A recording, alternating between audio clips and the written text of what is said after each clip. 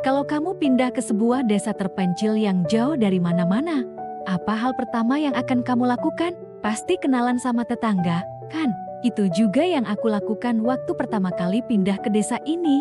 Sebuah desa kecil yang dikelilingi hutan lebat, sunyi, dan udaranya sejuk banget. Orang-orangnya ramah, selalu senyum, dan baik hati. Tapi di balik keramahan itu, aku merasa ada sesuatu yang aneh.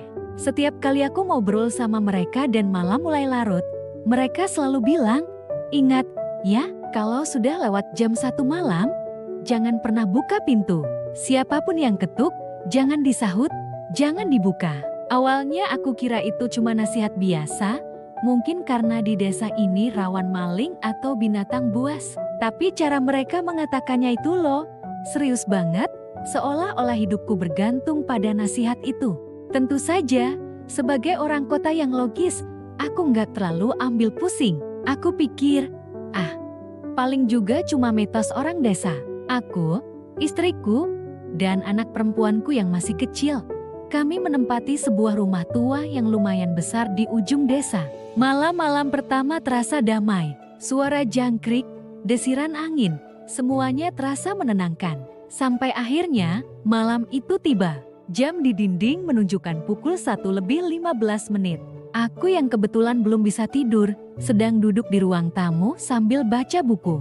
Tiba-tiba, terdengar suara ketukan di pintu depan. Tok, tok, tok, pelan tapi jelas. Aku langsung teringat nasihat para tetangga. Bulu kuduku berdiri. Siapa yang bertamu selarut ini di desa terpencil? Aku coba mengabaikannya. Mungkin cuma perasaan aku saja. Tapi ketukan itu terdengar lagi. Tok, tok, tok. Kali ini sedikit lebih keras. Jantungku mulai berdebar kencang. Aku berjalan pelan-pelan ke arah pintu, mencoba mengintip dari lubang kecil di dekat jendela. Gelap, aku nggak bisa lihat apa-apa. Lalu, suara itu datang. Suara seorang wanita tua, lirih dan memelas. "Nak, tolong, nenek kedinginan di luar." Suaranya terdengar sangat kasihan. Sebagian diriku ingin sekali membuka pintu dan menolongnya. Tapi nasihat itu terus terngiang di kepalaku. Jangan disahut, jangan dibuka. Aku menahan napas, berharap dia akan pergi. Tapi suara itu enggak berhenti. Dia terus memanggil, merintih, bahkan sesekali terdengar seperti menangis. Aku jati ragu. Apa aku sekejam itu membiarkan orang tua kedinginan di luar? Bagaimana kalau dia benar-benar butuh pertolongan? Aku hampir saja menyahut, "Siapa di sana?"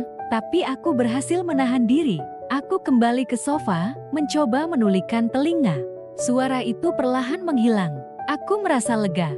Mungkin dia sudah pergi. Aku pun beranjak tidur, mencoba melupakan kejadian barusan. Keesokan paginya, aku cerita ke Pak RT tentang kejadian semalam. Wajahnya langsung pucat pasi. Dia menatapku dengan serius dan berkata, "Kamu beruntung. Kamu tidak menyahutnya. Kamu tidak membukakan pintu." Pak RT lalu menceritakan sebuah kisah yang membuat darahku serasa membeku. Katanya, setiap beberapa waktu sekali, ada sesosok penunggu desa yang berkeliling mencari pengganti. Sosok itu akan mengetuk pintu rumah warga setelah jam 1 malam. Dia bisa meniru suara siapapun, suara orang tua, suara anak kecil, bahkan suara orang yang kita kenal. Tujuannya cuma satu, membuat pemilik rumah menyahut atau membukakan pintu. Kalau kita memberinya izin dengan suara atau tindakan, dia akan masuk dan mengambil salah satu anggota keluarga untuk dijadikan penggantinya. Konon, keluarga yang pernah jadi korban, keesokan harinya akan menemukan salah satu anggota keluarganya hilang tanpa jejak. Mendengar cerita itu, aku langsung merinding. Jati, nenek-nenek semalam, itu bukan manusia. Aku bersyukur karena mengikuti nasihat warga desa. Sejak saat itu, aku jadi lebih waspada. Aku pastikan semua pintu dan jendela terkunci rapat sebelum tengah malam. Aku juga mengingatkan istriku untuk tidak pernah membuka pintu setelah jam 1 pagi, apapun yang terjadi. Beberapa minggu berlalu dengan tenang. Aku hampir melupakan teror malam itu. Aku pikir, mungkin kejadian itu tidak akan terulang lagi. Aku salah besar. Malam itu, hujan turun sangat deras. Petir menyambar-nyambar, membuat suasana Jeti semakin mencekam. Seperti biasa, Aku terjaga lewat tengah malam. Tepat pukul 1:30, ketukan itu datang lagi. Tok, tok, tok. Kali ini, suaranya lebih mendesak. Aku langsung duduk tegak di tempat tidur, jantungku berdegup kencang. Istri dan anakku tidur pulas di kamar sebelah. Aku harus melindungi mereka. Aku memegang gagang pintu kamarku erat-erat, siap jika terjadi sesuatu. Lalu, aku mendengar suara yang paling kutakuti. Suara anak perempuanku. Ayah, ayah, bukain pintunya. Aku takut. Suaranya terdengar persis seperti suara putriku. Dia menangis, memanggil namaku berulang kali dari balik pintu depan. Logikaku hancur berantakan. Aku tahu anakku sedang tidur di kamarnya. Aku bahkan bisa mendengar suara napasnya yang teratur dari sini. Tapi suara di luar itu begitu nyata, begitu meyakinkan. Dia terus menangis. Ayah, kenapa ayah nggak bukain pintu? Di luar gelap, aku takut sendirian. Aku berteriak dalam hati, ini jebakan. Aku tahu ini jebakan. Tapi hatiku sebagai seorang ayah hancur mendengar tangisan itu. Aku ingin berlari ke pintu, memeluknya, dan mengatakan semuanya baik-baik saja. Aku mulai berjalan mondar-mandir di dalam kamar, bingung antara logika dan perasaan. Suara itu semakin menjadi jati. Ayah jahat, ayah nggak sayang aku lagi, teriaknya. Lalu sunyi sejenak. Aku pikir sudah berakhir. Tiba-tiba, terdengar suara garukan di pintu. Kaker, kaker, seperti kuku panjang yang menggores kayu. Aku nggak tahan lagi. Aku harus memastikan anakku baik-baik saja.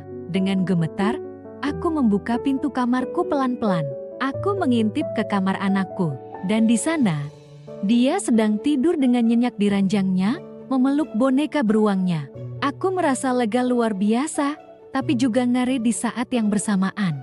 Jati, suara siapa yang ada di luar? Aku kembali ke kamarku, menguncinya rapat-rapat, dan duduk bersandar di pintu, menutupi telingaku dengan kedua tangan. Aku tidak mau mendengar suara itu lagi. Aku terus berdoa sampai pagi datang. Keesokan harinya, aku melihat goresan-goresan panjang dan dalam di pintu depan rumahku. Aku langsung memutuskan, kami tidak bisa tinggal di sini lebih lama lagi. Desa ini memang indah dan damai di siang hari, tapi saat malam tiba, ia menyimpan rahasia kelam yang bisa merenggut nyawa. Kami segera berkemas dan pergi dari desa itu tanpa pamit. Aku tidak tahu apa yang akan terjadi jika malam itu aku membuka pintu. Dan jujur, aku tidak mau tahu. Sampai hari ini, setiap kali aku mendengar ketukan pintu di tengah malam, jantungku masih selalu berdebar kencang. Dan satu pelajaran yang akan selalu kuingat, jangan pernah, sekalipun, membuka pintu setelah jam 1 malam. Apalagi jika kamu tidak tahu siapa atau apa yang ada di baliknya. Terima kasih sudah mendengarkan ceritaku sampai selesai. Kisah ini mungkin terdengar seperti fiksi, tapi di beberapa tempat di dunia ini, ada aturan-aturan tak tertulis yang lebih baik kita patuhi daripada kita pertanyakan.